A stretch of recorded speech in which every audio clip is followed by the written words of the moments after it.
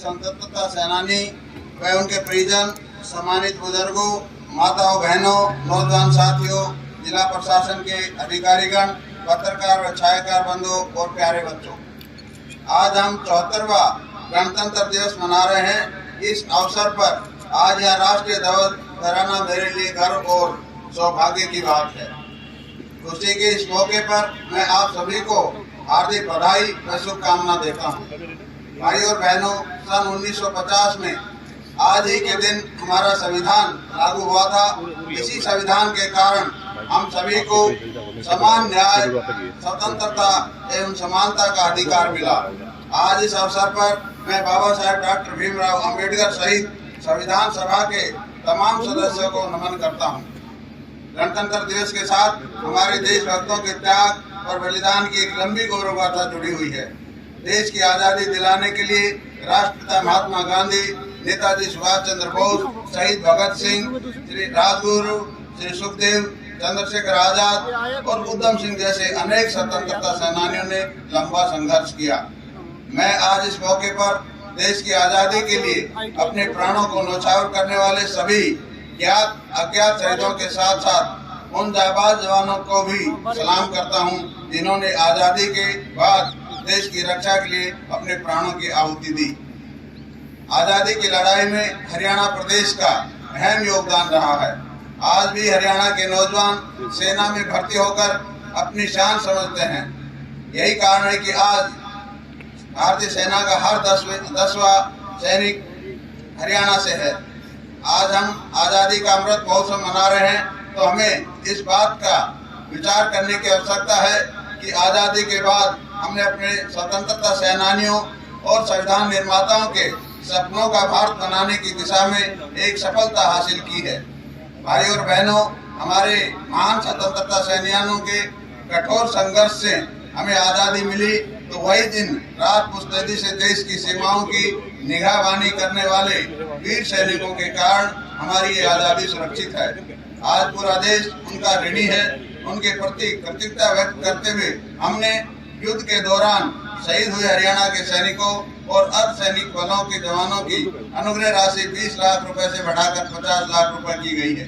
इसी प्रकार ID blast में शहीद होने पर भी अनुग्रह राशि 20 लाख रुपए से बढ़ाकर 50 लाख रुपए की गई है। युद्ध अथवा आतंकवादियों से मुठभेड़ या किसी अन्य घटना के दौरान घायल हुए सैनिकों और अर्धसैनिक बलों के जवानों की अनुग्रह राशि निष्पक्षता के आधार पर बढ़ाकर 35 लाख रुपए, 25 लाख रुपए और 15 लाख रुपए की गई है। हमने शहीदों के 365 आश्रितों को सरकारी नौकरी दी है। हरियाणा में भी मुख्यमंत्री मनोहर लाल के नेतृत्व में मौजूदा सरकार सबका साथ सबका विकास के मूल मंत्र पर प्रदेश के हर क्षेत्र में समान विकास करवाने का प्रयास कर रही है। राज्य सरकार ने व्यवस्था परिवर्तन एवं सुशासन के पथ पर चलते हुए अनूठी पहल की है। प्रदेश में हर व्यक्ति को उसे घर द्वार पर ही सरकार की योजनाओं व सेवाओं का लाभ मिले, इसके लिए विभिन्न विभागों की योजनाओं व सेवाओं को ऑनलाइन करने का काम किया जा रहा है। मेरा परिवार मेरी पहचान पत्र बनाए जाने कार्यक्रम के तहत सभी परिवारों के परिवार पहचान पत्र बनाए जा रहे हैं। पीपीपी पोर्टल पर अब तक लगभग 72 लाख परिवारों का पंजीकरण हो चुका है। इनमें से अब तक 64,85,000 से अधिक परिवारों का डाटा सत्यापित हो चुका है। राज्य सरकार द्वारा सामाजिक सुरक्षा पेंशन को परिवार पहचान पत्र से जोड़ा गया है। देश में पहली बार बीपीएल परिवारों का ऑनलाइन राशन कार्ड देने की सुविधा शुरू की है। अब परिवार पहचान पत्र के माध्यम से बिना आवेदन किए ऑटोमेटिक ढंग से पात्र परिवारों को बीपीएल का पीला राशन कार्ड ऑनलाइन मिल रहा है। बीपीएल कार्ड की प्रक्रिया को हमने डायनेमिक इनकम सिस्टम कर दिया है। यदि किसी परिवार की आय कम हो जाती है तो उसका बीपीएल कार्ड स्वतः ही बन जाता है। अगर आय बढ़ जाती है तो उसका कार्ड स्वतः ही बंद हो जाएगा। प्रदेश के सबसे गरीब परिवार का जीवन स्तर ऊंचा उठाने के लिए मुख्यमंत्री अंत्योदय परिवार उत्थान योजना चलाई जा रही है। इसके तहत सबसे गरीब परिवार की पहचान करके जिन परिवारों की आय 1,80,000 से कम है उसकी आय बढ़ाई जाए, ताकि ज्यादा से ज्यादा परिवारों को गरीब कल्याण से जुड़ी योजनाओं का लाभ मिल सके। इस परिवार की आय बढ़ाने के लिए 78,000 परिवारों को स्वरोजगार के लिए ऋण व अन्य योजनाओं के माध्यम से सहायता दी गई है। हमने अधिक से अधिक गरीबों को मुफ्त इलाज सुविधा देने के लिए आयुष्मान भारत प्रधानमंत्री जन आरोग्य योजना का विस्तार करते हुए 21 नवंबर 2022 को चिरायु लागू की है। चिरायु योजना के तहत 1,80,000 से कम इनकम वाले परिवारों को, जो कि पहले 15 लाख के करीब थे, अब 29 लाख के करीब ये परिवार हो गए हैं, इनको भी ये सुविधा मिल सके। हरियाणा देश का पहला राज्य है जहाँ 500 प्रकार की दवाइयाँ और 319 प्रकार के ऑपरेशन मुफ्त कराए जा रहे हैं। अनीमिया मुक्त भारत कार्यक्रम में हरियाणा को देश में प्रथम स्थान मिला है। हमने अंत्योदय परिवार के स्वास्थ्य जांच के लिए निरोगी हरियाणा योजना भी शुरू की गई है। जिन गरीब परिवारों की वार्षिक आय 1,80,000 से कम है, उन बेघर परिवारों का सर्वेक्षण कर उन्हें प्रधानमंत्री आवास योजना के तहत प्राथमिकता के आधार पर मकान दिए जा रहे हैं। इस योजना के तहत गरीबों के लिए मकान बनाए गए हैं।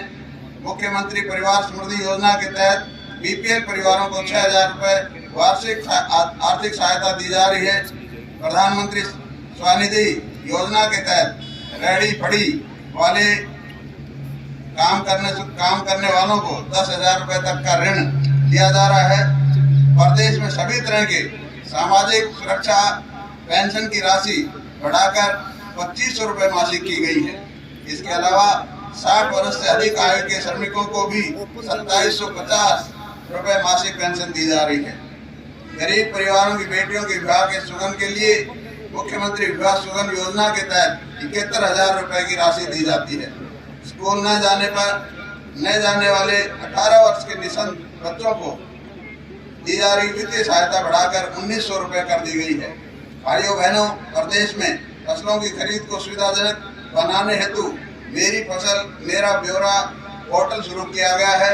इस पोर्टल से किसानों को अपनी फसल बेचने के साथ साथ बीज और कृषि उपकरणों के लिए मिलने वाली आर्थिक सहायता प्राप्त करने में भी सुविधा हुई है। राज्य सरकार का प्रयास किसानों की आय बढ़ाने के साथ साथ बीज से बाजार तक हर कदम पर उनकी मदद करना है। न्यूनतम समर्थन मूल्य पर 14 फसलों की खरीद करने वाला हरियाणा देश का पहला राज्य है।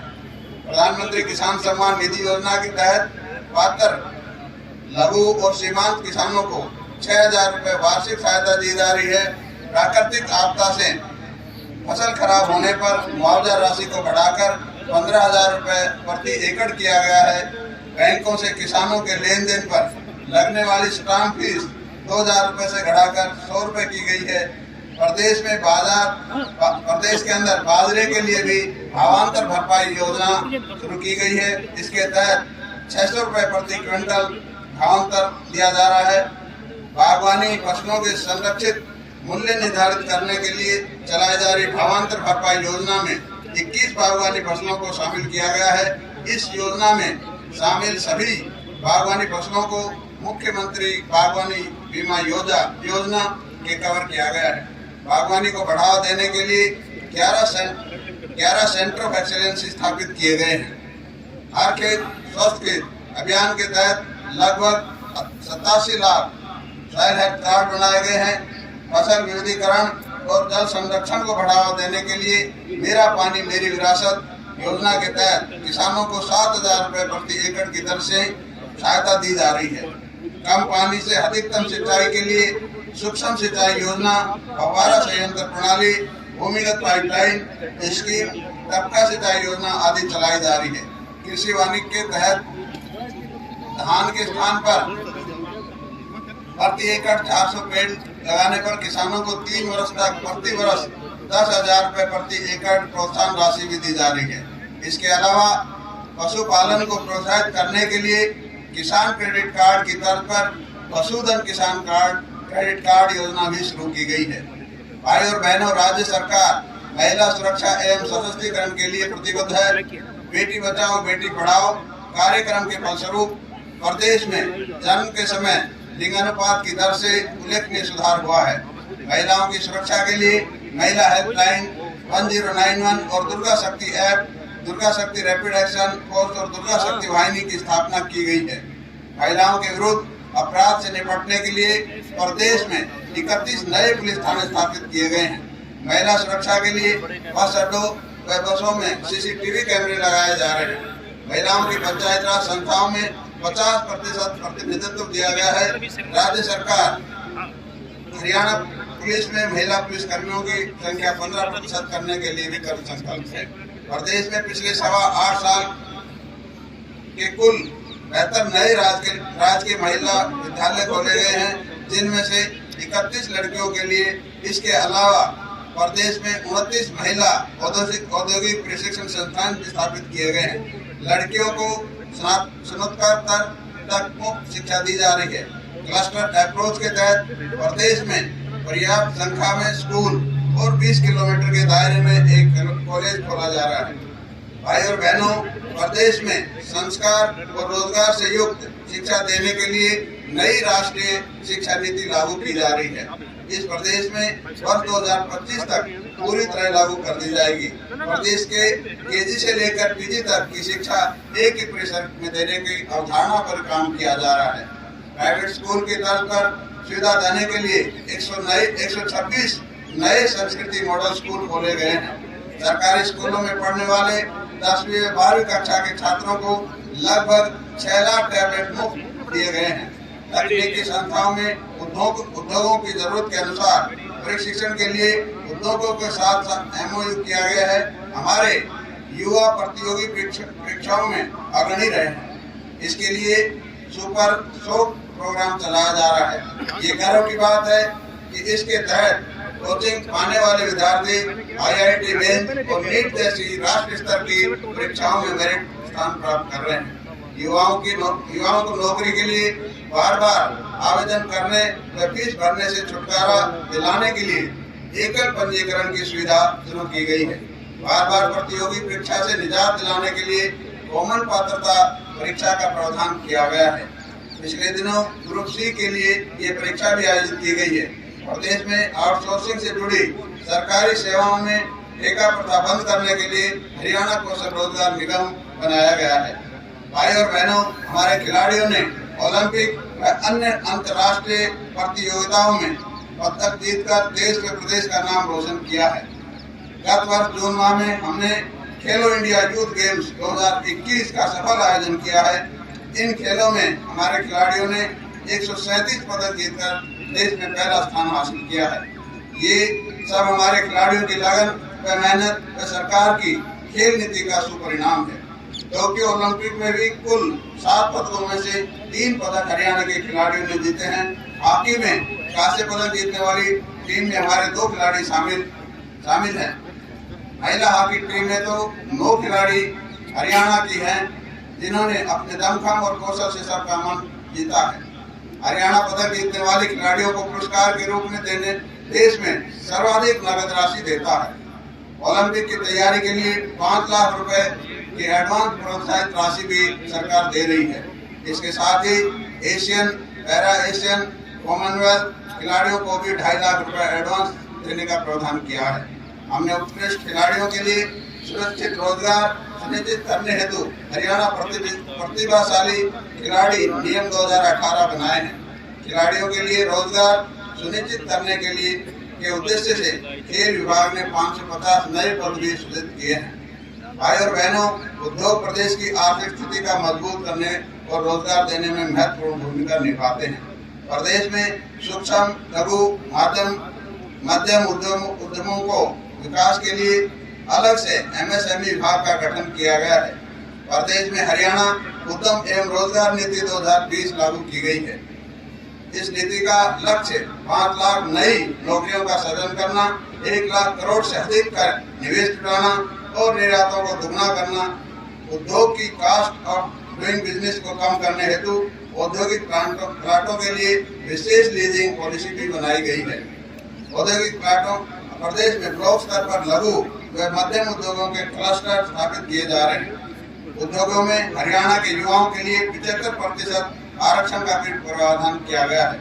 गांव में शहरों जैसी सुविधा विकसित करने के लिए हरियाणा स्मार्ट ग्रामीण प्राधिकरण का गठन किया गया है। तालाबों के सुधार के लिए हरियाणा तालाब और अपशिष्ट जल प्रबंधन प्राधिकरण गठित किया गया है। ग्रामीण क्षेत्रों में हर घर नल से जल पहुंचाने वाला हरियाणा देश का पहला राज्य है। प्रदेश में 5681 गाँव में 24 घंटे बिजली दी जा रही है। ग्रामीण क्षेत्र को डिजिटल बनाने के लिए ग्राम दर्शन पोर्टल पर 6197 ग्राम पंचायतों को डिजिटल डाटा उपलब्ध है। ग्रामीणों को उनकी संपत्ति का मालिकाना हक देने के लिए प्रदेश लगभग सभी गांवों का लाल डोरा मुक्त कर चुका है। हमने पंचायत राज संस्थाओं की शक्तियां बढ़ाने के लिए विकेंद्रीकरण किया है। PRI के अपने फंड और ग्रांट इन एड से छोटे या बड़े जिस भी राशि के काम होंगे उनकी प्रशासनिक स्वीकृति ग्राम पंचायत, पंचायत समिति और जिला परिषद के स्तर पर ही होगी। आज हरियाणा की गिनती देश के सर्वाधिक विकसित राज्यों में होती है। हरियाणा देश का पहला राज्य है जहां पढ़ी लिखी पंचायतें हैं। हरियाणा देश का पहला ऐसा राज्य है जिसने शासन में पंचायत राज संस्थाओं की अधिक से अधिक भागीदारी के लिए अंतर जिला परिषद का गठन किया है। पंचायत राज संस्थाओं के सशक्तिकरण के लिए ग्राम विकास विभाग की सभी योजनाएं जिला परिषद को हस्तांतरित की हैं। पंचायत को गांव से शराब का ठेका खोलने या न खोलने की शक्तियां भी दी हैं। जिला परिषद के अध्यक्ष की DRDA का चेयरमैन बनाया है। हमने पंचायत राज संस्थाओं के प्रतिनिधियों को पेंशन देकर उनका सम्मान बढ़ाया है। इसी प्रकार सभी नगर निकायों को शक्तियों के विकेंद्रीकरण के लिए कई कदम उठाए। शहरी निकायों को मजबूत बनाने के लिए हमने मेयर का प्रत्यक्ष चुनाव कराया है। पंचायत राज संस्थाओं और शहरी स्थानीय निकाय की वित्तीय स्थिति मजबूत करने के लिए संपत्ति के पंजीकरण पर स्टैंप ड्यूटी शुल्क का 2% राजस्व इन्हें प्रदान किया गया है। शहरों की हर संपत्ति की प्रॉपर्टी ID बनाई जा रही है। व्यापारियों की समस्या के समाधान के लिए हरियाणा व्यापारी कल्याण बोर्ड का गठन किया गया है। प्रदेश में 20 साल से अधिक समय से किराए या लीज अथवा लाइसेंस फीस पर चल रही पालिकाओं की दुकानों व मकानों का मालिकियत उन पर काबिज दुकानदारों को ही दी है। व्यापारियों के लिए मुख्यमंत्री व्यापारी सामूहिक निजी दुर्घटना बीमा योजना और मुख्यमंत्री व्यापारी क्षतिपूर्ति बीमा योजना शुरू की गई है। कहने का भाव ये कि हमने प्रदेश में नई व्यवस्था बनाकर लोगों में नई उम्मीद जगाने का काम किया है। हमने माननीय प्रधानमंत्री श्री नरेंद्र मोदी जी के ओजस्वी मार्गदर्शन और माननीय मुख्यमंत्री जी श्री मनोहर लाल जी के कुशल नेतृत्व में सबका साथ सबका विकास के मूल मंत्र और पंडित दीनदयाल उपाध्याय जी के अंत्योदय के दर्शन पर चलते हुए प्रदेश की तस्वीर बदली है। लोगों को तकदीर बदली है। प्रदेश की आर्थिक, सामाजिक और राजनीतिक संस्कृति में बड़ा बदलाव किया है। समान विकास, जन जन के कल्याण और भ्रष्टाचार मुक्त व्यवस्था के माध्यम से प्रदेश वासियों के ये नए विश्वास का एहसास कराया है। आज हरियाणा के लोगों की आशाएं और आकांक्षाएं फलीभूत हो रही हैं। समाज के हर वर्ग के कल्याण, उत्थान और प्रदेश के हर क्षेत्र के समान विकास की बहुआयामी नीतियां लागू की हैं। विकास के लाभ अंतिम पंक्ति में बैठे व्यक्ति तक पहुंच रहे हैं। अंत में मैं आप सभी को गणतंत्र दिवस की पुनः बधाई एवं शुभकामना देता हूं। आइए राष्ट्रीय स्वाभिमान के मौके पर हम देश व प्रदेश के नव निर्माण में अपने पूरे सामर्थ्य से जुट जाने का संकल्प लें, ताकि हमारा भारत एक बार फिर से वही भारत बन सके जिसके गौरव और वैभव की कहानियां हम अक्सर सुनते आए हैं। साथ ही हम सब एक बार फिर से राष्ट्र की एकता व अखंडता को बनाए रखने का संकल्प दोहराएं। इन्हीं शब्दों के साथ मैं आप सबको गणतंत्र दिवस की पुनः बधाई देता हूं। धन्यवाद। जय हिंद।